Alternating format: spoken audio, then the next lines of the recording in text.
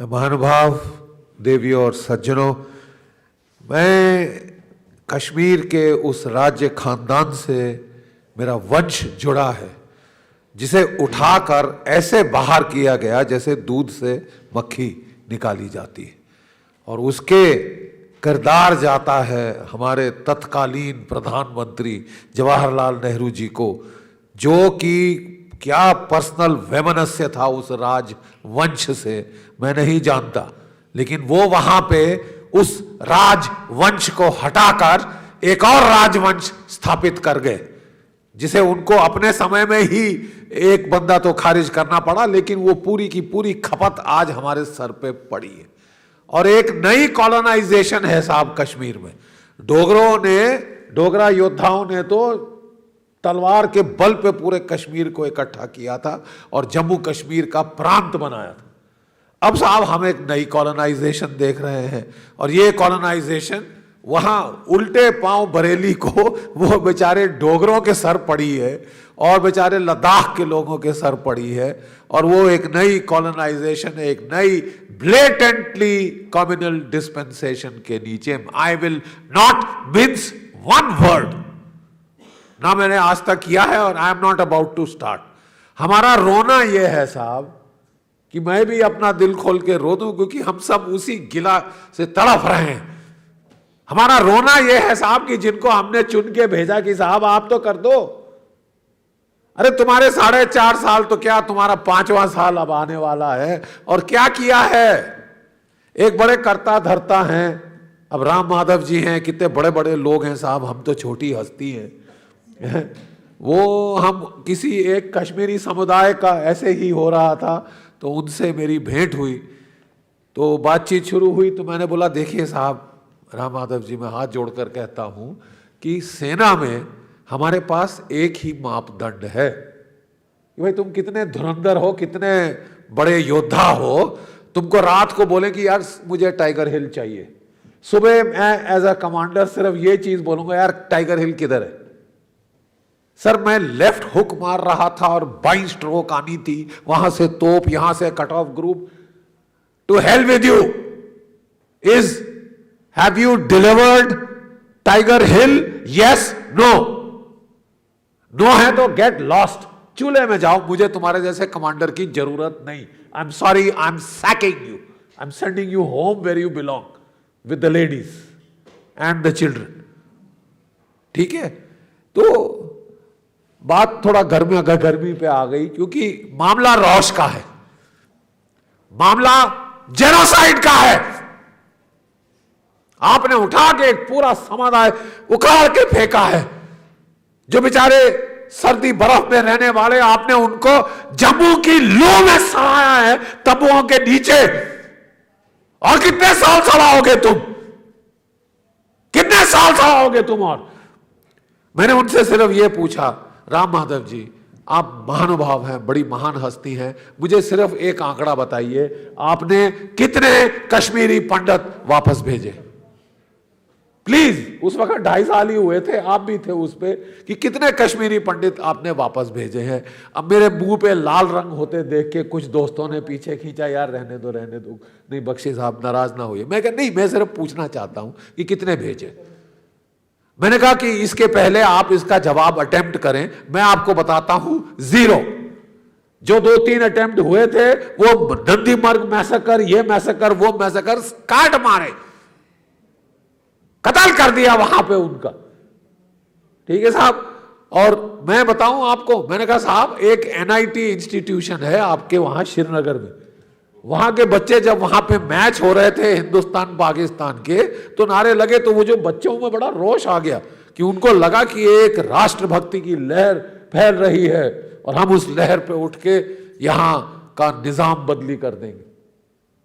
तो वो बच्चे साहब भारत का झंडा लेके वो कैंपस के उन्होंने गेड़े मारे, जैसे पंजाबी में बोले जाता है, गेड़े लगाए साहब। 2 कंपनी साहब J&K पुलिस की वहां पे आई, 9 बच्चों की हड्डियां तोड़ दी, 20 बच्चे अस्पताल में डाले। बताइए साहब मैं गलत बोल रहा हूं तो?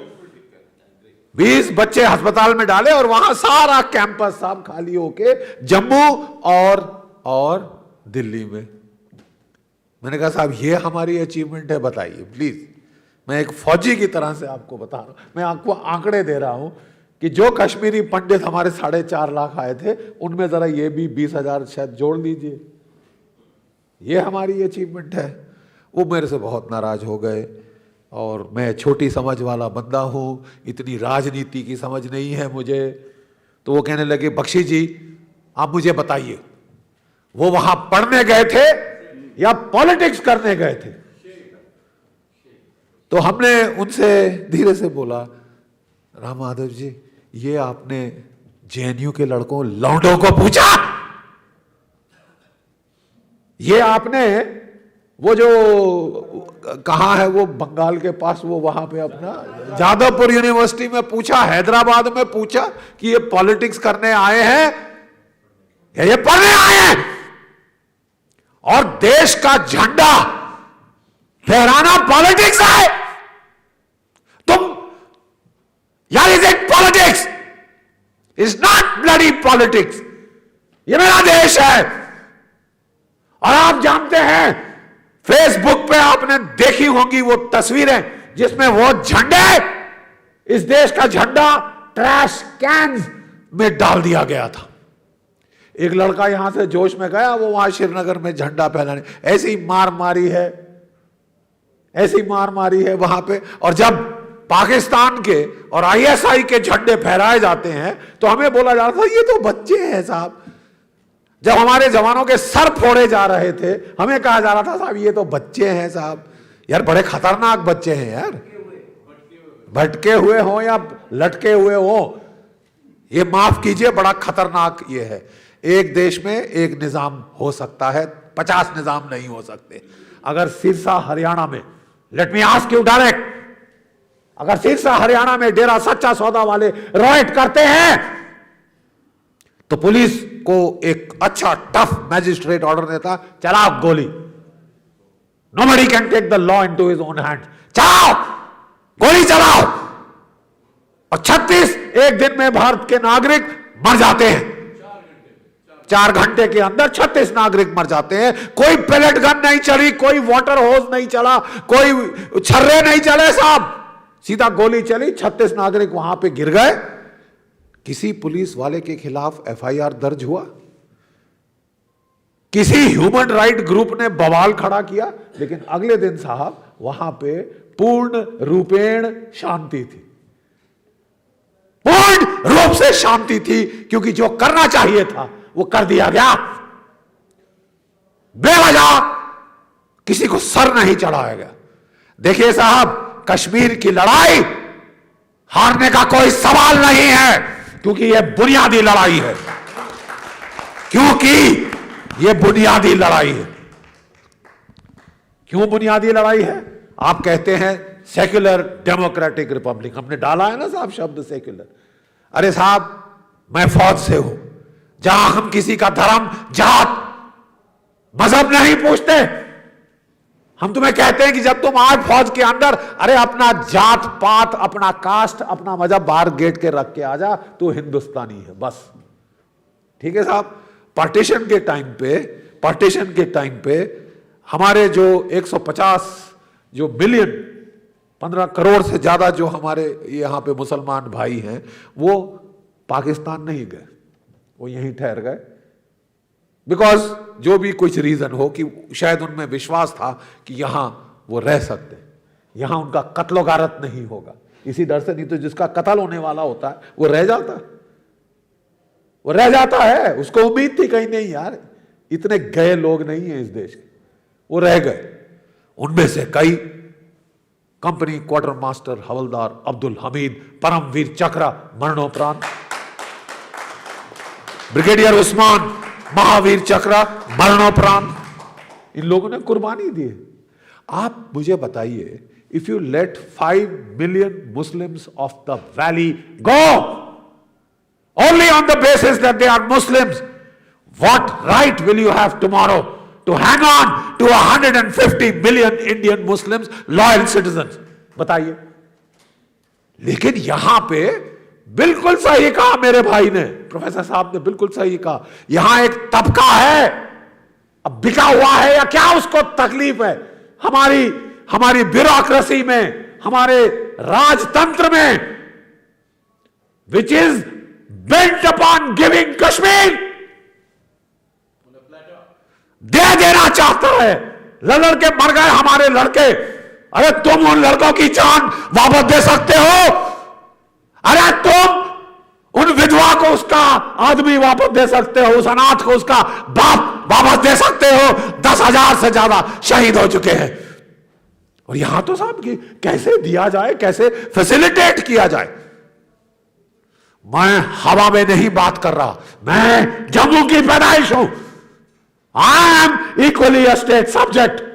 और कोई ना मुझे बोले कि मेरे को बोलने का हक नहीं है, तुमसे ज्यादा हक है। ठीक है साहब। और मैं आपको बताता हूं, मेरी पूरी जिंदगी वहां लड़ते लड़ते गुजर गई है। और जब मैं किश्तवाड़ में सेक्टर कमांडर था, ये तो बेचारों ने आज बताया कि किस तरह लीगल तरीके से, किस तरह गवर्नमेंट फियाट से, पटवारियों के रास्ते वो जो है वहां पे आप एक कॉलोनाइजेशन कर रहे हैं, आप डेमोग्राफिक चेंजेस लाने की कोशिश कर रहे हैं। मैं आपको बताना चाहता हूं कि 2000 से 2002 के एंड तक मैं वहां पे सेक्टर कमांडर था किश्तवाड़ में। और मेरे सामने मैंने वहां जाके कैंपेन शुरू किया। मैंने कहा मेरे प्यादा नहीं मेरे को चाहिए, किसी प्यादे की लाश नहीं चाहिए। एक प्यादा मरता है, 10 बेचारे बच्चे को वहां से कोई खड़ा करके ले आता है क्रिकेट के बहाने। मुझे उनके टॉप कमांडर चाहिए, मुझे खासकर पाकिस्तानी चाहिए जो बिना वीजा, बिना पासपोर्ट मेरे देश में आए हैं। ये कोई रंडी खाना है? ये कोई रंडी खाना है? नहीं आ सकते तुम मेरे घर में बगैर पासपोर्ट, बगैर वीजा। आओ तो सालों तुमको पहुंचाएंगे, गाड़ के रखेंगे तेरे को। हमने मारने शुरू किए सारे चुन चुन के Pakistani divisional commander, district commander, तहसील कमांडर ढेर लगा दिए साहब। वहां लड़कों ने भी पीछे पड़ गए दांत भींच के। मैंने कहा मैं भी नहीं तुमको छोड़ूंगा जब तक तुम नहीं करोगे। तुम्हारा फर्ज, तुम्हारा नमक का हक अदा करो, मारो इनको जिसके हाथ में हथियार है। Be nice to the people, be nasty to the terrorist. समझ गए? मुझे आवाम से कोई लड़ाई नहीं, मुझे लड़ाई है इनसे जिसके हाथ में कलाशनिकोव है। तो मारे तो मुझे बोला कि आप बख्शी साहब तेरे को देख लेंगे। ये मैसेज आया पार से, सोर्सों के थ्रू बताया गया बख्शी साहब देख लेंगे। मैंने समझा बख्शी साहब के ऊपर कातिलाना हमला होगा। मैंने कहा यार है इतना माँ का दूध पिया, साले जगह बता, टाइम बता, मैं आ जाऊंगा अपनी फौज के साथ। वैसे भी तुमको ढूंढता रहता हूं, वैसे भी तुमको ढूंढता रहता हूं मैं, हाथ नहीं चढ़ते हो मेरे, तो आ जाओ बताओ। मैंने I told my deputy commander कि थोड़ा टाइट कर लो security, tell the boys to be this thing. बोलो अच्छा है, ढूंढ ढूंढ के लिए जिसको मरे जा रहे हैं खाक की like needle in a hairstyle, खुद चल के आ जाए तो इससे बड़ी खुशी क्या होगी किसी कमांडर को। मैंने कहा ठीक है। मेरे पे हमला नहीं हुआ साहब। मैं 24 घंटे वहां घूमता रहता था। मैं hardly I have stayed inside that headquarter. हफ्ते में 3 या 4 दिन बाहर मेरा ऑर्डर्स थे मेरे लड़कों को कि I will be going around. मेरे पे कोई हमला नहीं हुआ। हमला हुआ साहब, एक गांव है पति महल।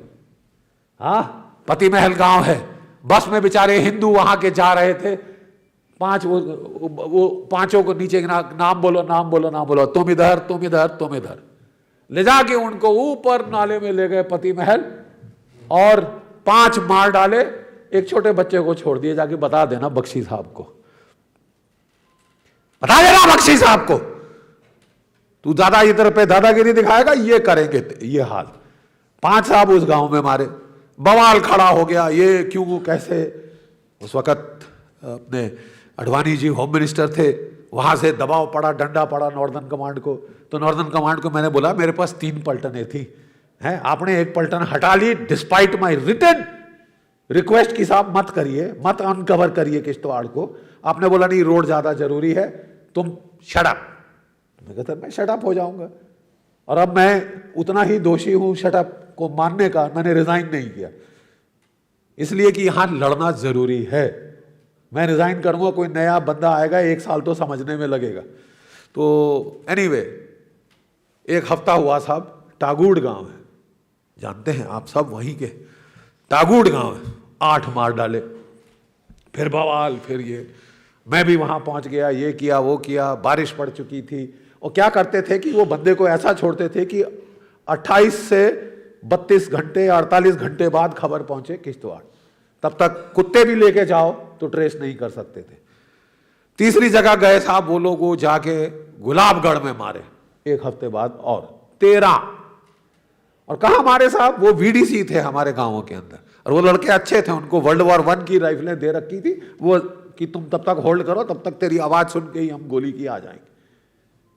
वीडीसीज में गांव पे हमले नहीं हुए साहब। गांव के बाहर जो चरगाहें हैं, जहां औरतें बच्चे बूढ़े जाते हैं गर्मी में, याद है ना आपको, जब मक्की की फसल लगती है तो सब मवेशी माल लेके ऊपर जाते हैं, 70 साल के बुढ़े, 80 साल की दादी और छोटे छोटे बच्चे जाते हैं साहब।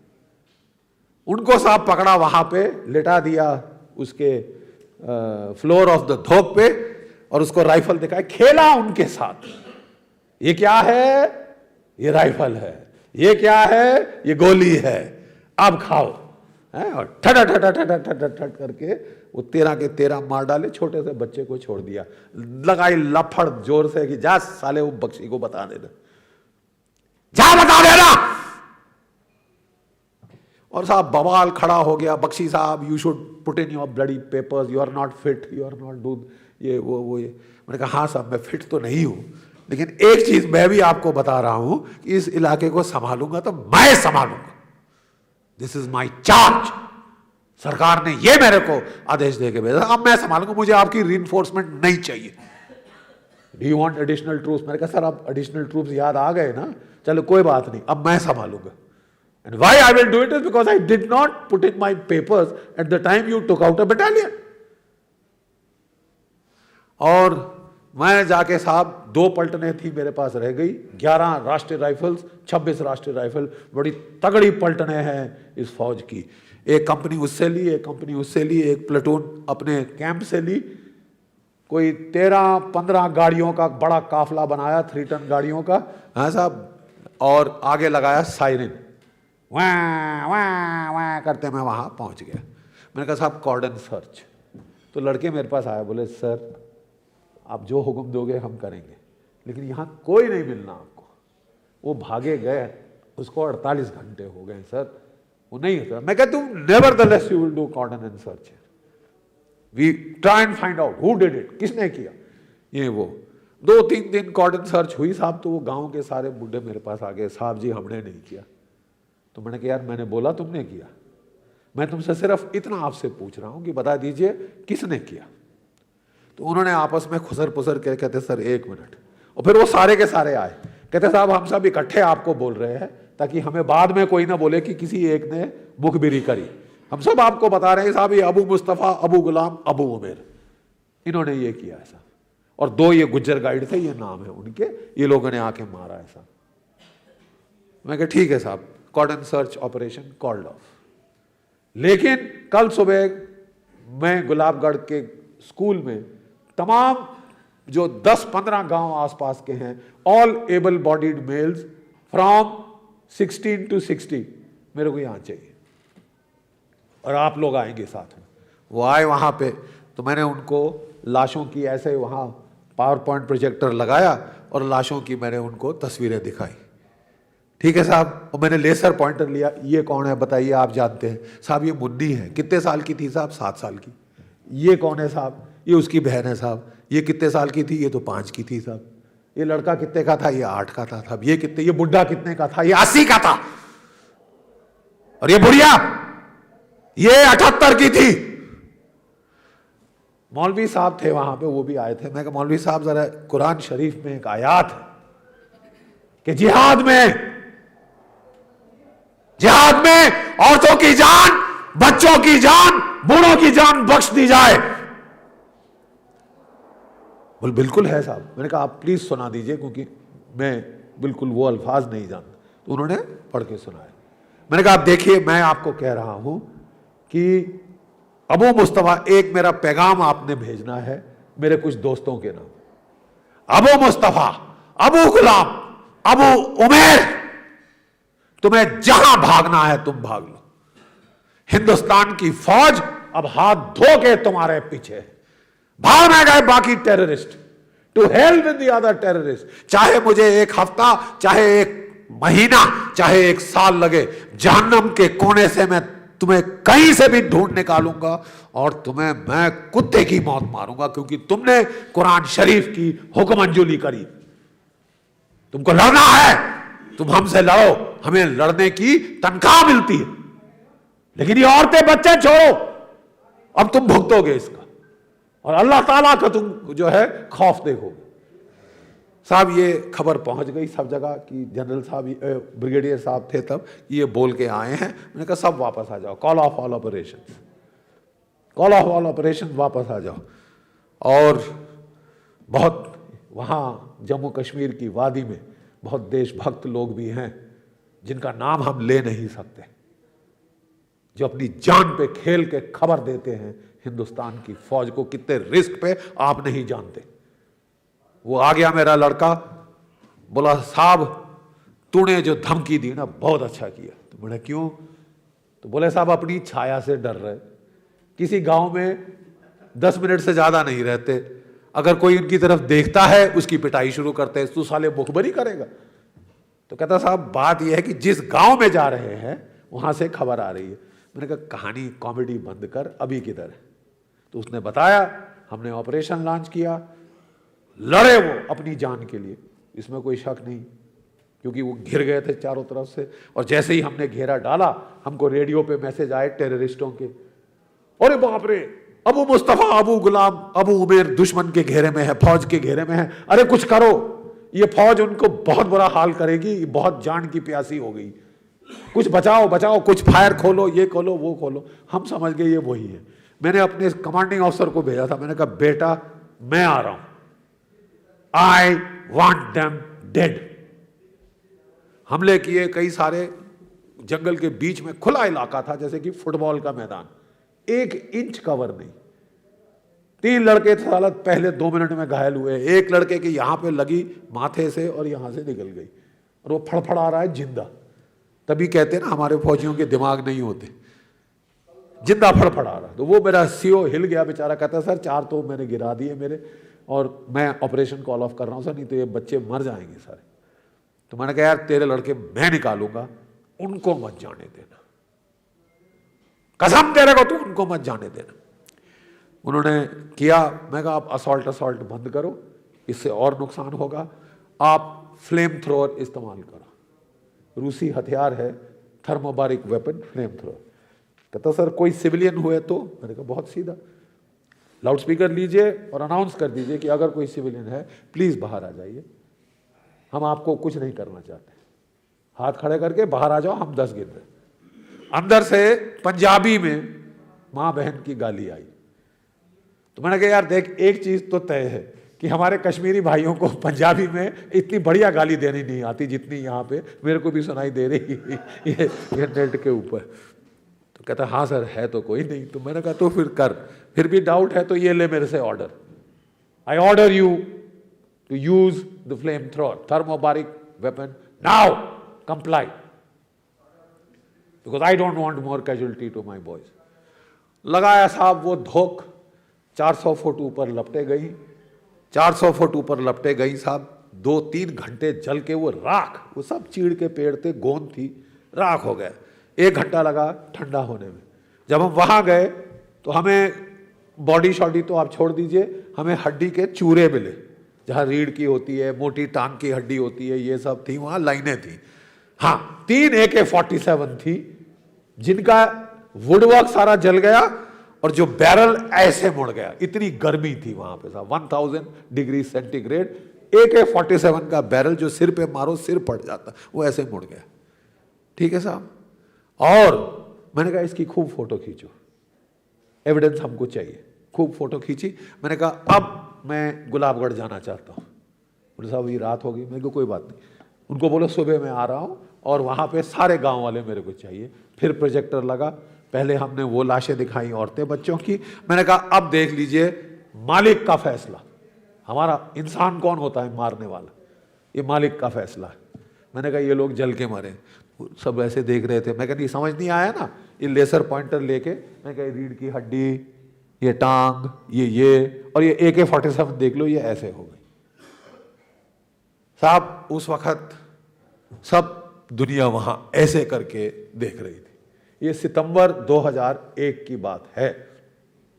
लेकिन एक बात है साहब, सितंबर 2001 के बाद वहां पे माइनॉरिटी का एक बंदा नहीं मरा।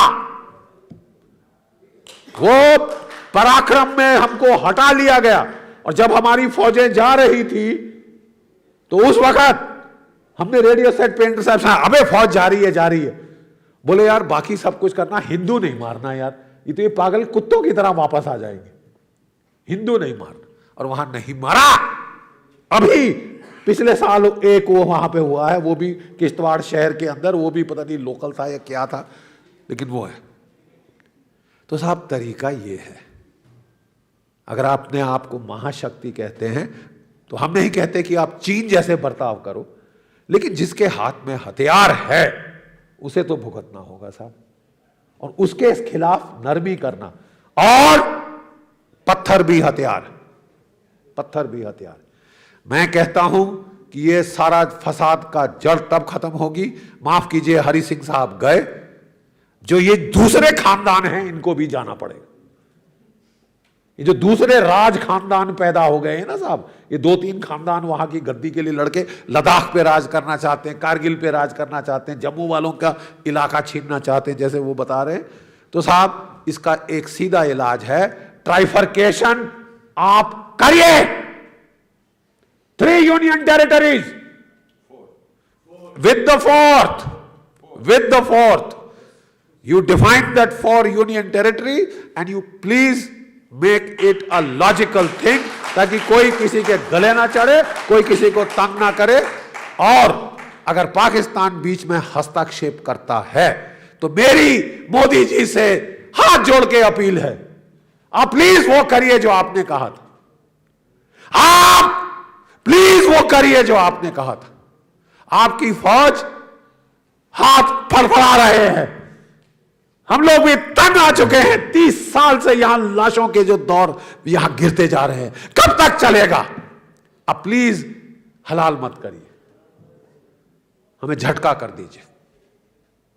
मरेंगे तो हम मरेंगे, लेकिन ये प्रॉब्लम सॉल्व हो जाएगी, क्योंकि प्रॉब्लम जम्मू कश्मीर में नहीं है साहब, प्रॉब्लम पाकिस्तान में। प्रॉब्लम की जड़, फसाद की जड़ पाकिस्तान में, and you will have to do it. 35A को मत हटाइए।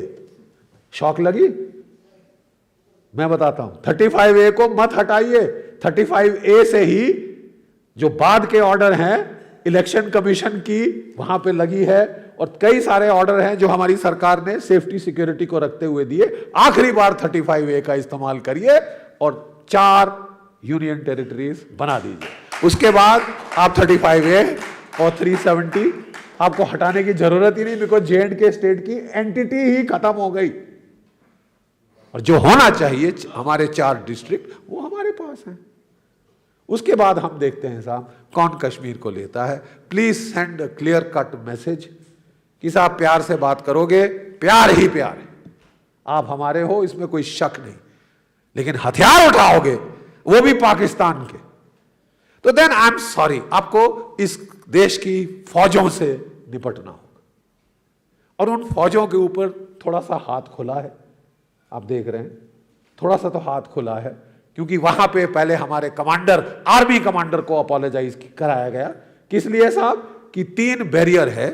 एक सज्जन को बोला प्लीज ठहर जाइए, अपना पहचान दिखाइए, वो धाड़ से मार के, अब सब राजा खानदान है, धाड़ से मार के पहले बैरियर से निकल गए, दूसरे बैरियर से निकल गए, अब तीसरे पे नेचुरली हल्ला हो गया और उस गार्ड ने मारी गोली और वो बेचारे वहां पे खत्म हो गए। बवाल खड़ा हो गया, जलियांवाला बाग, ये बाग, वो बाग। तो साहब ऐसा है, उस वक्त हमारे आर्मी कमांडर को अपोलोजाइज कराया गया, उस वक्त उस जवान के खिलाफ एक्शन हुआ गोली चलाने के लिए, तिहाड़ में है वो, और सब वहां फौज की आपने ऐसी तैसी कर दी। फिर फौज की कुछ बची खुची कोई इज्जत रह गई हो वर्दी वालों की, चाहे फौज हो चाहे सीआरपीएफ, आपने दिखाया कि देखिए ये कितनी सहनशील फौज है, मारिए लात, एक और मारो, एक और मारो, देखो कुछ नहीं कहा इसने, अरे साहब, वो बेचारा गरीब अपनी पेट के लिए, अपने कमाई के लिए, अपनी खानदान को देखने के लिए उसने वर्दी डाली है, लेकिन ये वर्दी हिंदुस्तान ने दी है उसे। आप उस वर्दी की तौहीन मत कराइए, please don't. You just let people do their job और सब ठीक हो जाएगा। जय हिंद।